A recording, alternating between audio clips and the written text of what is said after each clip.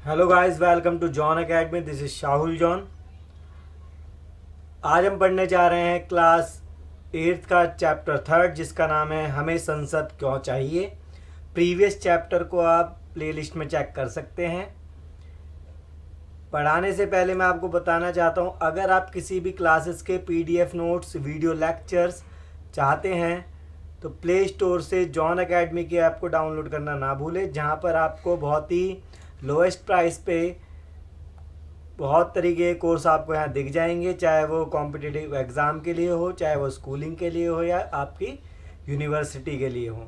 तो John academy की app को, जिसको आप डिस्क्रिप्शन से लिंक दे रखा है मैंने, डिस्क्रिप्शन पे जो लिंक है वहाँ से भी डाउनलोड कर सकते हैं।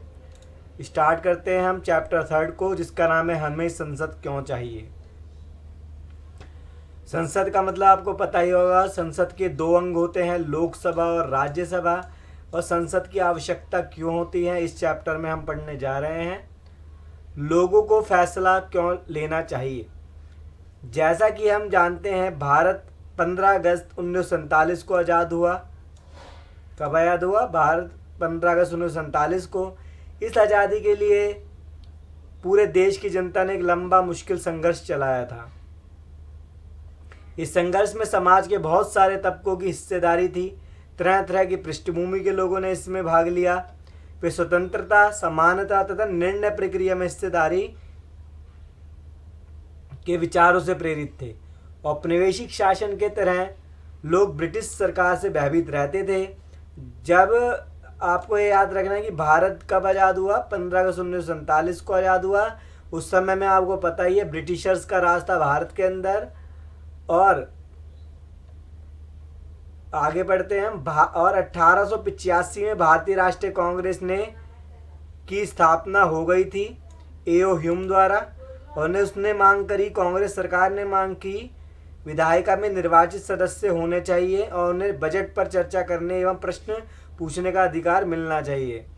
ठीक है, तो उन्होंने बोला कि कांग्रेस ने एक विधायिका होनी चाहिए जहाँ पर निर्वाचित सदस्य होने चाहिए, यानी कि जो चुन के आए हुए सदस्य, और उन्हें बजट पर चर्चा करने और एवं प्रश्न पूछने का अधिकार मिलना चाहिए। 1909 में बने गवर्नमेंट ऑफ इंडिया एक्ट ने कुछ हद तक निर्वाचित प्रतिनिधित्व की व्यवस्था को मंजूरी दे दी। 1909 में क्या बना था? गवर्नमेंट ऑफ इंडिया एक्ट बना था, जिसने क्या करा, कुछ हद तक निर्वाचित प्रतिनिधित्व की व्यवस्था को मंजूरी दे दी। इसे हालांकि ब्रिटिश सरकार के अंतर्गत बनाई गई ये शुरुआती विधायिकाएं राष्ट्रवादियों के बढ़ते जा रहे दबाव के कारण ही बनी थी। जो राष्ट्रवादियों ने दबाव डाला था सरकार पे, इसी के कारण बनी थी ये विधायिकाएं। लेकिन इनमें भी सभी वयस्कों को ना तो वोट डालने का अधिकार दिया गया और ना ही आम लोग निर्णय प्रक्रिया में हिस्सा ले सकते थे। जब 1909 में गवर्नमेंट ऑफ इंडिया एक्ट आया, तब सभी वयस्क का मतलब 18 या उससे ऊपर उम्र के लोगों को वोट डालने का अधिकार नहीं था सभी को ही, और ना ही आम लोग निर्णय प्रक्रिया में भाग ले सकते थे। यानी कि सभी को नहीं मिला ये अधिकार वोट डालने का। जैसा कि आपने पहले अध्याय में पढ़ा था, औपनिवेशिक शासन के अनुभव और स्वतंत्रता संघर्ष में तरह तरह के लोग की हिस्सेदारी के आधार पर राष्ट्रवादियों को विश्वास हो गया था कि स्वतंत्र भारत में सभी लोग अपने जीवन को प्रभावित करने वाले फैसलों में हिस्सा लेने की क्षमता रखते हैं। स्वतंत्रता मिलने पर हम एक स्वतंत्र देश के नागरिक बनने वाले हैं। लेकिन इसका ये मतलब नहीं था कि सरकार जो चाहे कर सकती है। इसका मतलब ये था कि अब सरकार को लोगों की ज़रूरतों और मांगों के प्रति संवेदनशील रहना होगा। यह आप प्रीवियस चैप्टर में देख सकते हैं। फिर हमने क्या करा था? संघर्ष के सपनों और आकांक्षाओं ने स्वतंत्र भारत के संविधान में ठोस रूप ग्रहण किया। इस संविधान ने सार्वभौमिक वयस्क मताधिकार के सिद्धांत को अपनाया। ये बात मेन है, सार्वभौमिक वयस्क मताधिकार। इसका मतलब ये होता है कि 18 या उससे ऊपर उम्र के लोगों को वोट देने का अधिकार होता है। तो ये सार्वभौमिक वयस्क मताधिकार को अपनाया गया था। सार्वभौमिक वयस्क मताधिकार का मतलब है कि देश के सभी वयस्क नागरिकों को वोट देने का अधिकार है। वयस्क नागरिक कौन है? जो 18 उम्र या उससे ऊपर उम्र का है। तो आपको ये लिख लेना है अर्थ के तौर पे। सार्वभौमिक वयस्क मताधिकार का मतलब है कि देश के सभी वयस्क नागरिकों को वोट देने का अधिकार है। लोग और उनके प्रतिनिधि। सहमति का विचार लोकतंत्र का प्रस्थान बिंदु होता है। सहमति का मतलब है चाह, स्वीकृति और लोगों की हिस्सेदारी। लोगों का निर्णय ही लोकतांत्रिक सरकार का गठन करता है। लोगों का निर्णय क्या करता है? लोकतांत्रिक सरकार का गठन करता है और उसके कामकाज के बारे में फैसला देता है। इस तरह के लोकतंत्र के पीछे मूल सोच यह होती है कि व्यक्ति या नागरिक ही सबसे महत्वपूर्ण है और सैद्धांतिक स्तर पर सरकार एवं अन्य सार्वजनिक संस्थानों में नागरिकों की आस्था होनी चाहिए। आपको मेन बात ये याद रखनी है कि लोगों का निर्णय ही लोकतांत्रिक सरकार का गठन करता है। लोकतांत्रिक सरकार का गठन कैसा होता है? लोगों के निर्णय पर। व्यक्ति सरकार को अपनी मंजूरी कैसे देता है? जैसा कि आपने पढ़ा है, मंजूरी देने का एक तरीका चुनाव है। अपनी मंजूरी कैसे दोगे आप? जब आप चुनाव में हिस्सा लेंगे, जब आप वोट डालेंगे, तब पता चलेगा कि आप किस प्रतिनिधि को चुनना चाहते हैं। लोग संसद के लिए अपने प्रतिनिधियों का चुनाव करते हैं। इन्हें निर्वाचित प्रतिनिधियों में से एक समूह सरकार बनाता है। जनता द्वारा चुने गए सभी प्रतिनिधियों के इस समूह को ही संसद कहते हैं। जनता द्वारा चुने गए सभी प्रतिनिधियों को ही क्या कहते हैं? संसद कहते हैं। तो लोग संसद के लिए अपने प्रतिनिधियों का चुनाव करते हैं। संसद के लिए क्या करते हैं? अपने प्रतिनिधियों को चुनाव। और जनता द्वारा जो है प्रतिनिधि चुने जाते हैं, उसी समूह को क्या कहते हैं? संसद कहा जाता है। ये संसद सरकार को नियंत्रित करती है और उसका मार्गदर्शन करती है। इस लिहाज से अपने निर्वाचित प्रतिनिधियों के माध्यम से लोग ही सरकार बनाते हैं और उस पर नियंत्रण रखते हैं। तो कौन बनाता है सरकार? लोग ही सरकार बनाते और उस पर निर्णय रखते हैं। तो आपको ये बात ध्यान रखनी है, लोग संसद के लिए अपने प्रतिनिधियों का चुनाव करते हैं और जनता द्वारा चुने गए सभी प्रतिनिधियों के इस समूह को ही संसद कहते हैं। लोग ही सरकार बनाते हैं, उस पर नियंत्रण रखते हैं।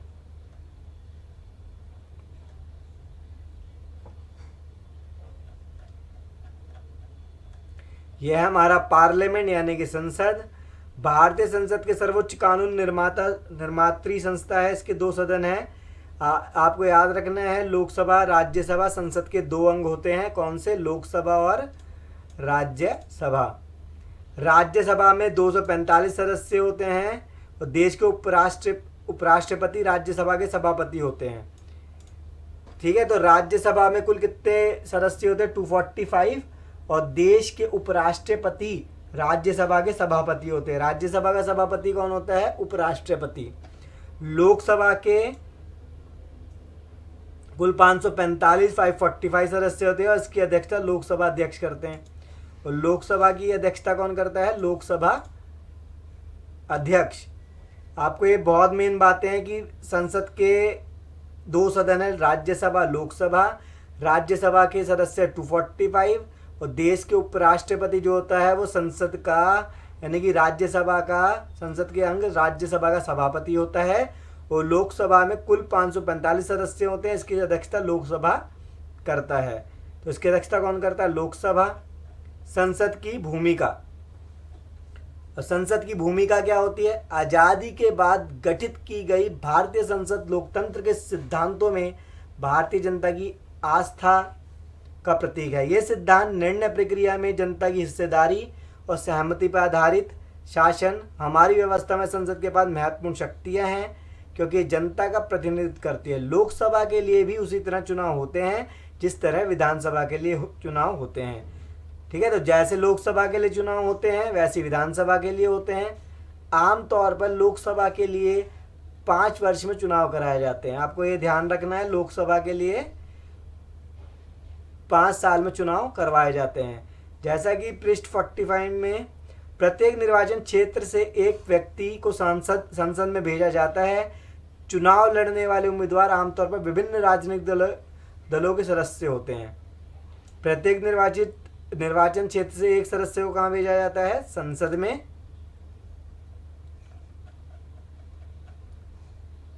चुने जाने के बाद ये उम्मीदवार संसद सदस्य या सांसद कहलाते हैं। बाद में जब ये चुन लिए जाते हैं तब क्या कहलाते हैं? संसद सदस्य या सांसद, जिन्हें एमपी भी कहते हैं, मेंबर ऑफ पार्लियामेंट। ठीक है, यहां से आप कर सकते हैं चुनाव लड़ने वाले उम्मीदवार आमतौर पर विभिन्न राजनीतिक दलों के सदस्य होते हैं और ठीक है, और चुने जाने के बाद ये उम्मीदवार संसद सदस्य कहलाते हैं या सांसद, यानी कि मेंबर ऑफ पार्लियामेंट। इन सांसदों को मिलाकर संसद बनती है। किनको मिलाकर बनती है संसद? सांसदों को मिलाकर संसद बनती है। इन सांसदों को मिलाकर संसद बनती है, इसको आपको ध्यान रखना है। संसद के चुनाव हो जाने के बाद संसद को निम्नलिखित काम करने होते हैं। अब संसद को कौन कौन से काम करने होते हैं, यहां से आप लिख भी सकते हो कि संसद के काम कौन कौन से है। संसद के काम: राष्ट्रीय सरकार का चुनाव करना, राष्ट्रीय सरकार का चुनाव करना। भारतीय संसद में राष्ट्रपति और 2 सदन होते हैं। भारतीय संसद में कौन होते हैं? राष्ट्रपति और 2 सदन होते हैं, राज्यसभा और लोकसभा।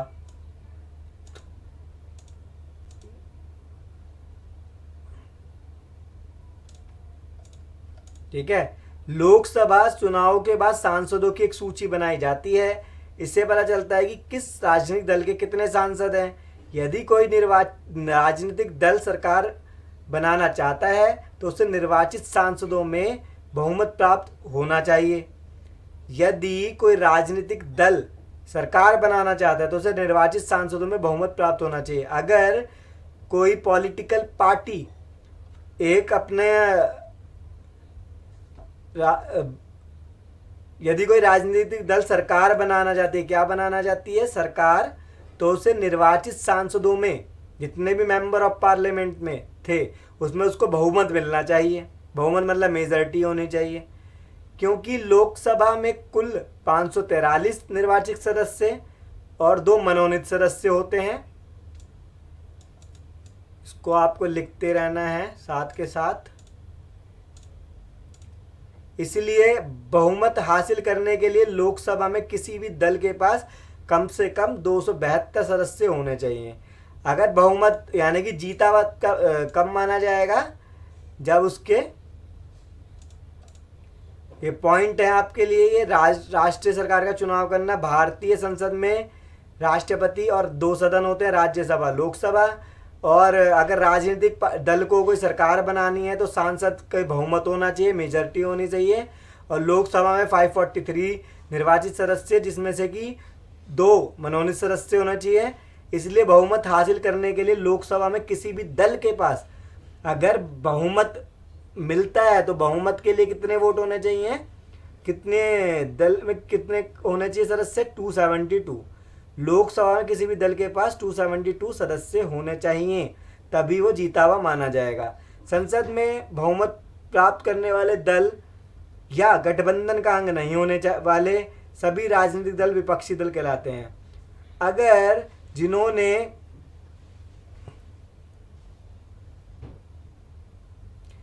जो भी अलग दल हो जाते हैं, संसद में बहुमत प्राप्त करने वाले दल या गठबंधन का अंग नहीं होने वाले सभी राजनीतिक दल विपक्षी दल कहलाते हैं। जो भी गठबंधन का अंग नहीं है और बहुमत पक्ष वाला जो पार्ट है यानी कि पार्टी है, वही क्या कहलाती है? विपक्षी दल कहलाती है।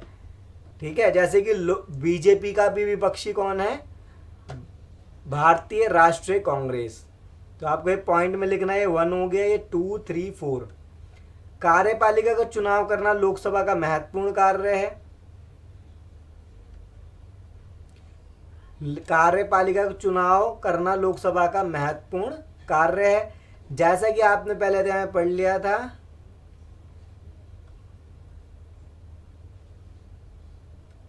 और जब आप सरकार की बात करते हैं तो उसमें किसका नाम होता है? कार्यपालिका का। भारत का प्रधानमंत्री लोकसभा में सत्ताधारी दल का मुखिया होता है। भारत का प्रधानमंत्री कौन होता है?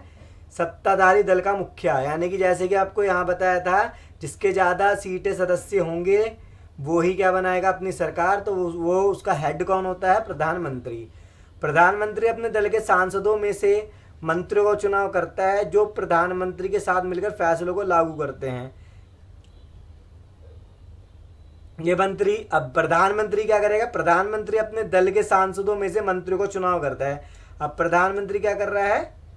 अपने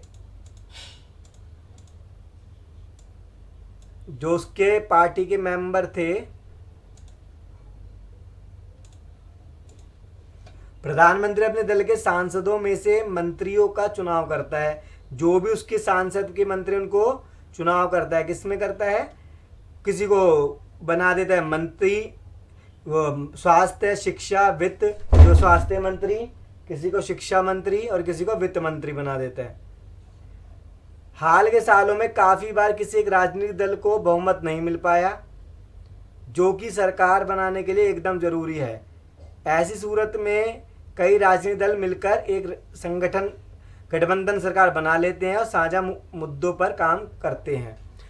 अगर यहाँ पर आपको बताया गया 272 सदस्य होते हैं बहुमत दल के पास, अगर किसी भी पार्टी के पास 272 सीटें नहीं आती, सदस्य नहीं होते, तो वो बहुमत दल की सरकार तो बन नहीं सकती। इसलिए वो मिलजुल कर सरकार को बनाते हैं, जिसे गठबंधन सरकार कहा जाता है। राज्यसभा मुख्य रूप से देश के राज्यों की प्रतिनिधि के रूप में काम करती है। राज्यसभा भी कोई कानून बनाने का प्रस्ताव पेश कर सकती है। किसी विधेयक को कानून के रूप में लागू करने के लिए जरूरी है कि उसे राज्यसभा की भी मंजूरी मिली हो। ठीक है, तो अगर किसी विधेयक को, जो आपने विधेयक रखा है,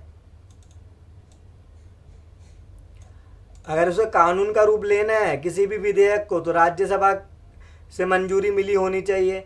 इस प्रकार राज्यसभा की भी बहुत महत्वपूर्ण भूमिका होती है। संसद का ये सदन लोकसभा द्वारा पारित किए गए कानूनों की समीक्षा करता है और अगर ज़रूरत हुई तो उसमें संशोधन करता है।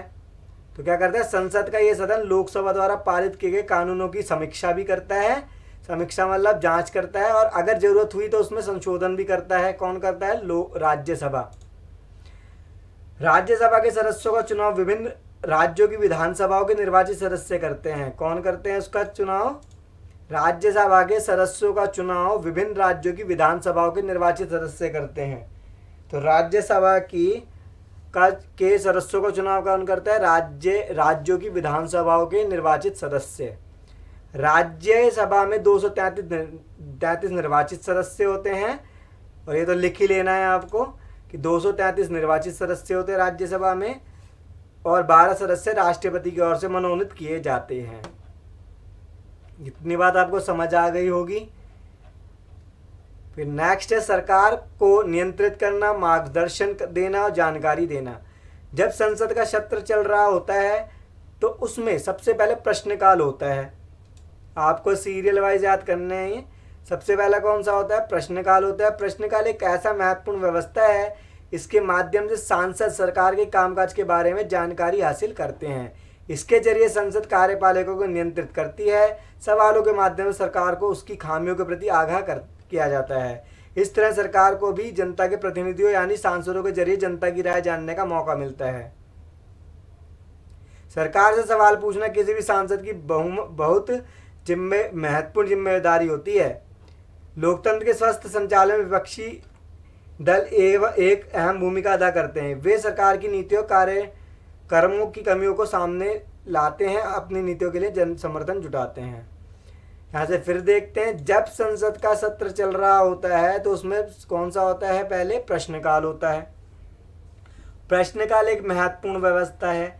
इसके माध्यम से सांसद सरकार के कामकाज के बारे में जानकारी हासिल करते हैं और इसके जरिए संसद कार्यपालिका को नियंत्रित करती है। संसद क्या करती है? फिर कार्यपालिका को नियंत्रित करती है। ठीक है, प्रश्नकाल में क्या होता है? सांसद क्या करते हैं? जिसकी सरकार है उससे क्वेश्चन आंसर पूछती है और सरकार को उसका सवालों के माध्यम से सरकार को उसकी खामियों के प्रति आगाह किया जाता है। इसके अंदर कि तुमने कोई सी नीति ऐसी बनाई जिससे लोगों को नुकसान हुआ, या मतलब या पॉलिसी सही नहीं थी। तो प्रश्नकाल के में क्या होता है, प्रश्न पूछे जाते हैं सांसदों द्वारा उस सरकार से जो सत्ता में है। सांसदों के प्रश्नों से सरकार को महत्वपूर्ण फीडबैक मिलता है, इसके चलते सरकार चुस्त रहती है। इसके अलावा वित्त से संबंधित सभी मामलों में संसद की मंजूरी सरकार के लिए बहुत महत्वपूर्ण होती है। अगर पैसों से संबंधित है सभी मामलों में संसद की मंजूरी क्या होती है, बहुत महत्वपूर्ण होती है। यह उन कई तरीकों में से है जिसके माध्यम से संसद सरकार को नियंत्रित करती है, उसका मार्गदर्शन करती है और उसके सूचित करती है। जनप्रतिनिधियों के रूप में संसद को नियंत्रण, निर्देशित और सूचित करने में सांसदों की एक महत्वपूर्ण अहम भूमिका होती है, और यह भारतीय लोकतंत्र का मुख्य आयाम है। इसमें आपको ये याद रखना है बस कि संसद वित्त संबंधी सभी मामलों में संसद की मंजूरी भी जरूरी होती है। फिर है कानून बनाना। कानून बनाना संसद का महत्वपूर्ण काम है। तो कानून कौन बनाता है, संसद बनाती है। संसद में कौन लोग होते हैं, संसद में विभिन्न पृष्ठभूमि वाले लोगों की संख्या बढ़ती जा रही है। उदाहरण के लिए अब ग्रामीण पृष्ठभूमि वाले सदस्यों की संख्या पहले से ज़्यादा है। बहुत सारे क्षेत्रीय दलों के सदस्य भी अब बढ़ गए हैं। जिन समूह तबकों का अब तक संसद में कोई प्रतिनिधि नहीं था वे अब चुनाव जीतकर आने लगे हैं। दलित और पिछड़े वर्गों की राजनीतिक हिस्सेदारी बढ़ रही है। अब मतलब तरह तरह के लोग आ गए। ग्रामीण की पहले संख्या कम होती थी, अब ज़्यादा आ गए। दलित पिछड़े वर्गों की राजनीतिक हिस्सेदारी भी बढ़ गई है। आपको याद रखना है संसद में कौन से लोग आ गए, बहुत से लोग होते हैं जिसमें ग्रामीण भी हैं, दलित भी हैं, पिछड़े वर्ग के लोग भी हैं।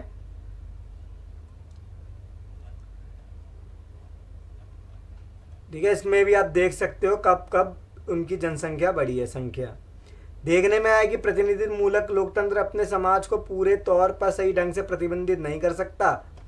यह बात साफ दिखाई देने लगी कि जब हमारे हित और अनुभव अलग अलग होते हैं तो एक समूह ये व्यक्ति सबके हित में आवाज़ नहीं उठा सकते। इसी बात को ध्यान में रखते हुए संसद में कुछ सीटें अनुसूचित जाति, अनुसूचित जनजातियों के लिए आरक्षित की गई है।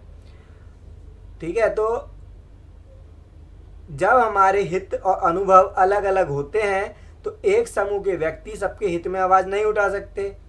जो अगर माना जर्नल वाला कोई बन गया संसद के अंदर तो उसके हित के लिए आवाज़ उठा नहीं सकता SC ST के लिए। इसलिए अब क्या हो गया है, कुछ सीटें अनुसूचित जाति, कुछ सीटें अनुसूचित जनजाति के लिए सुरक्षित रख दी गई है, आरक्षित रख दी गई है, ताकि उनका सांसद जाए और उनके लिए आवाज़ उठाए। SC ST के लिए, ऐसे ही OBC के लिए भी होता है। ऐसा इसलिए कहा है ताकि इस चुनाव क्षेत्रों से केवल दलितों, आदिवासी उम्मीदवार ही जीते और संसद में उनकी उचित हिस्सेदारी हो। उनसे उम्मीद की जाती है कि वे दलितों, आदिवासियों की ज़िंदगी से जुड़े मुद्दों को ज़्यादा अच्छी तरह संसद में उठा सकते हैं। उनसे क्या उम्मीद की जाती है कि वो संसद में उठा सकते हैं उनको मुद्दों को। इस प्रकार हाल ही में महिलाओं के लिए सीटों के आरक्षण का सुझाव पेश किया गया, यानी कि संसद में उनके लिए सीटों का आरक्षण बढ़ाया गया। 60 साल पहले संसद में केवल 4% महिलाएं थी। आज भी उनकी संख्या 11%, जरा सा ऊपर ही पहुंच पाई है। पहले कितनी थी, 60 साल पहले 4%, अब थोड़ी बहुत पहुंच गई 11-12 तक। इसी प्रकार तरह के मुद्दों की वजह से आज हमारा देश ऐसे कुछ मुश्किल और अनसुलझे सवालों से जूझ रहा है कि क्या हमारी लोकतांत्रिक व्यवस्था वाक्य प्रतिनिधित्व है या नहीं। तो ये चैप्टर आपका कंप्लीट होता है। आपको ये समझ आ गया होगा। आप इसके पॉइंट बना सकते हैं, नोट्स बना सकते हैं अपनी कॉपी के अंदर। अगर आपको ये वीडियो पसंद आई है तो इस वीडियो को लाइक शेयर करना ना भूलें और प्ले स्टोर से जॉन एकेडमी के ऐप को डाउनलोड करना ना भूलें, जहाँ पर आपको कोई से भी नोट्स आपको दिख जाएंगे किसी भी क्लास के, कोई से भी कोर्सेज के लिए। इसको डाउनलोड करें और आप यहाँ सर्च फॉर अ कोर्स में सर्च करके अपने लिए कोई सा भी कोर्स यहाँ से ले सकते हैं।